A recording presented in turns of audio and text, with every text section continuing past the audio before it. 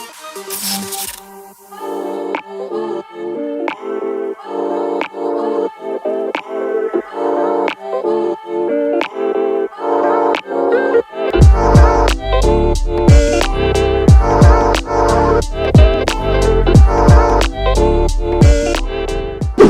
to meet you again, ang Pancake, Diwata. Bakit Diwata ang screen name nyo?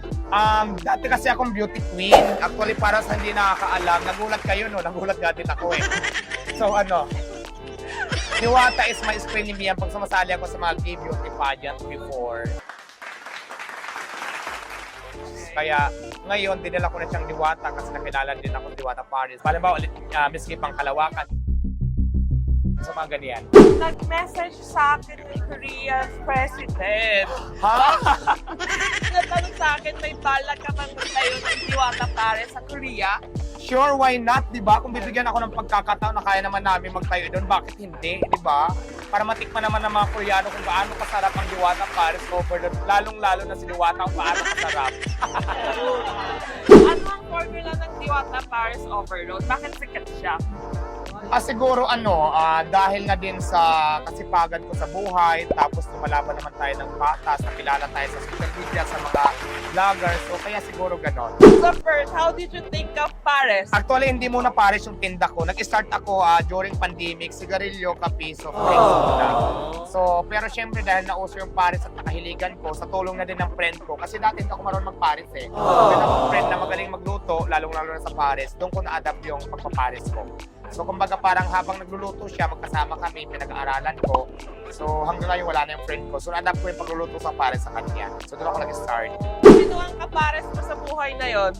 Actually, nakakalungkot nga ang buhay ko ngayon. Wala man lang akong kapares. Single na single ako. Kaya nga sa gabi, pag natulog ako, unan lang yung kayakap ko. Sabi ko sana sa sunod, meron ng lalaking tutuon, mayayakap ko talaga. So, wala akong kapares ngayon. Why don't you find someone here? Ang dami-dami pong pogi dito. Yung iba kasi dito mamukhang pera, ayoko nang ganun. Gusto ko talaga yung akong inahabol, di yung pera ko. Kaya ang hirap makahanap pala ng ganun. Yes.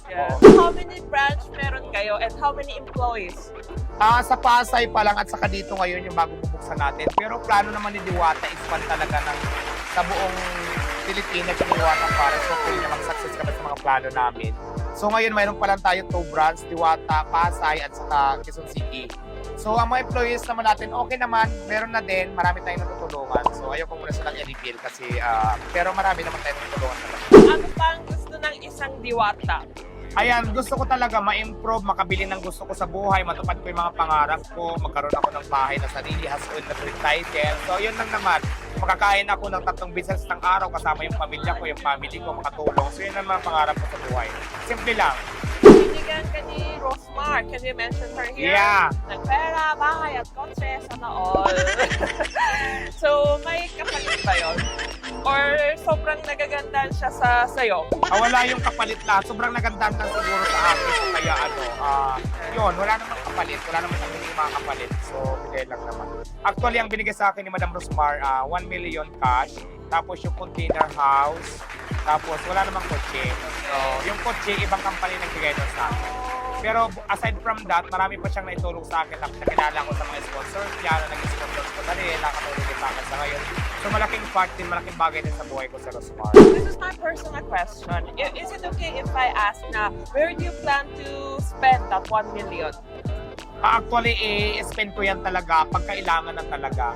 Pag halimbawa, hindi pa naman masyadong kailangan, so isip ko muna for my future. Pero if ever na dumating na kailangan na, for example, mag-expand ulit ako ng isang plus maging kailangan ko siya, bakit hindi ko siya gastusin. Pero so far, nakatabi muna siya kasi iniingatan ko talaga. Kasi ako, hindi naman tayo maluho na tao. Contento naman ako kung anong mayroon ako. May sasakyan naman na ako, may ano pa, may negosyo. So, okay na muna yon. So, kasi nagpaplano ako bumili talaga ng bahay na yung sarili ko talaga with title, pero hindi pa kaya. So, siguro, if ever na mapagdagdag siya, madagdagan ko pa rin. So, baka magamit ko siya soon. Please message to your supporters and your bashers. Maraming salamat sa mga taong sumusuporta pa rin sa akin sa Diwata Paris Overload. Na-appreciate ko po lahat yan. Tapos syempre sa lahat naman ng bashers ko, tandaan nyo lang lagi na wala akong ginawang masama sa inyo. Hindi ko alam kung bakit kayo galit na galit. So, G na G kayo sa akin. Nakatawa na nga lang ako eh. So, ang daming galit. So, may mga pagkakataon lang na hindi ko na... Alam mo kasi ang pinapalabas nila sa ngayon, yung short clips, yung negative, videos na parang hindi buo yung clip na, teka lang, siyempre may karugtong kung bakit ko ginanon. Tapos, yung mga short clips na mga negative na pinapakita nila mga bata. Isa lang masasabi ko sa inyo, kung ganun kayo, wala naman tayo magagawa. Basta ako tuloy lang sa pangarap ko. Kasi unang-una, hindi pa ako napagtuan sa inyo. Kasi pangalawa, unang-una, hindi naman kayo nakatulong sa buhay ko, di ba? Mga basher kayo, so wala kayo pinudulot ng mabuti sa akin. Pangalawa, hindi ko naman kayo pinaparwisyo at hindi ko kayo inagrabyado. Pangatlo, lumalaban naman ako ng patas na pamamaraan na wala akong taong inapakan. So bakit ko kayo intindihin? Bakit ako magpa-apekto? Kung ganun kayo, wala naman tayong problema doon, yun kayo eh. Pero kung maaari sana baguhin nyo pa yung mga di ba? Mga ganiyan, so baguhin nyo. Kasi isipin nyo na lang lagi na wala akong masamang ginagawa sa tao. Famous line ni Diwata. Nilipas din yan! Okay, thank you so much for your time and once again, congratulations. Maraming salamat Yes. din at maraming salamat naging part ako sa inyong channel. Thank you so much. Welcome to Philippines. At syempre, welcome sa Diwata Paris Overload at saka masaya ako dahil diba sa opening ko ngayon nakapunta ka dito. So maraming salamat.